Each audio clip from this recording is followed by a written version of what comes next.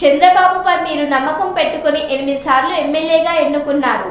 అదేవిధంగా 4 సార్లు ముఖ్యమంత్రిని చేశారు. మా కుటుంబంపై మీరు పెట్టుకున్న అభిమానం, ప్రేమకు మా కుటుంబం తరపున ధన్యవాదాలు తెలుపుతున్నారు.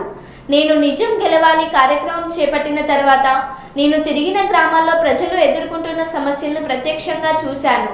టీడీపీ కార్యకర్తలు ఎదుర్కొన్న సమస్యలు, అక్రమ కేసులతో సతమతమవుతున్న వారి కుటుంబాలను నేను చూశాను. 2024 ఎన్నికలు ఓ కురుక్షేత్రంలా జరిగింది.